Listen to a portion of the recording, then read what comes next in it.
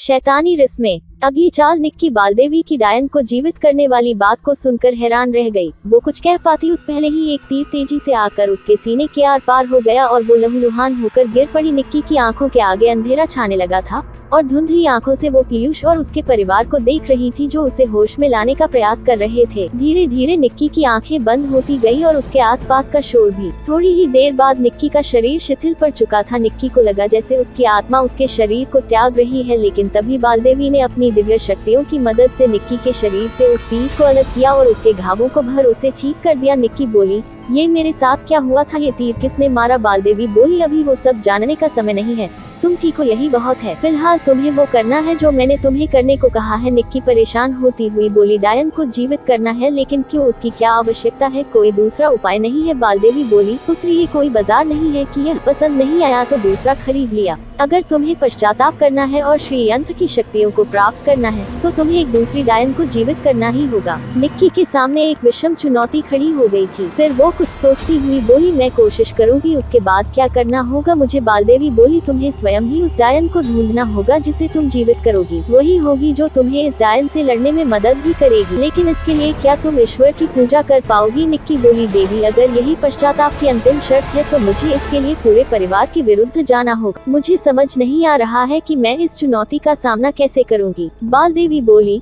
पुत्री यह तुम्हारे विवेक पर निर्भर करता है कि तुम किस प्रकार अपने परिवार को समझाती हो। अब मेरे वापस जाने का समय हो चुका है। अगले ही पल वो बारहसिंगा पर बैठकर अंतर्ध्यान हो गई। उसी समय निक्की की बेहोशी भी टूट गई। वो तुरंत ही उठ बैठी। उसे उठता देख सुमित्रा खुश होती हुई बोली, मालिक का लाख लाख शुक्र है कि तुम ठीक हो, हम तो डर गए ही थे।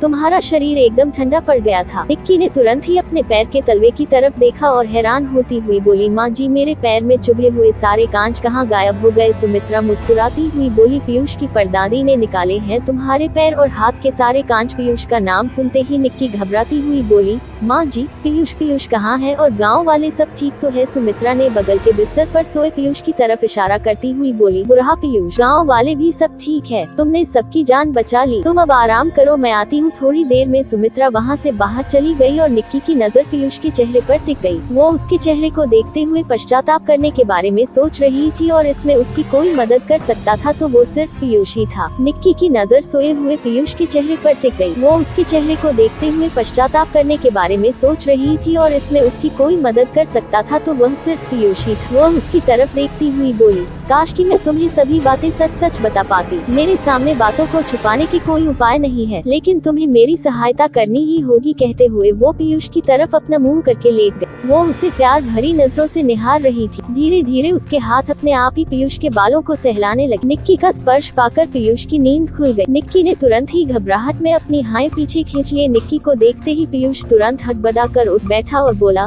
निक्की कैसी हो तुम और तुम्हारे पैर? वो तुरंत ही निक्की के पैर देखने के लिए झुका। तभी निक्की अपना पैर आगे करती हुई बोली, देखो कुछ भी तो नहीं हुआ है मेरे पैरों को। पीयूष ने हैरानी भरी निगाहों से उसके पैरों को देखते हुए कहा, लेकिन मैंने तो तुम्हें कांच पर चलते देखा था। निक्की मुस्कुराती हुई बोली, हाँ लेकिन अब सब ठीक हो चुका, तुम इतना टेंशन मत लो। समझे तुम? पीयूष गंभीर होता हुआ, पता नहीं क्या हो रहा है हमारे घर में और ये कब तक चलेगा? निक्की बोली, अगर तुम चाहो तो ये सब ठीक हो सकता है। कैसे? तुम्हें हमारी एक बात माननी पड़ेगी। अगर तुम गुस्सा नहीं करोगे तो ही मैं कहूँगी। हाँ बोलो ना। मैं क्यों करूंगा गुस्सा? अगर हवेली में शांति चाहते हो तो ईश्वर की पूजा करनी होगी। निक्की ने चालाकी से डायन को जीवित करने वाली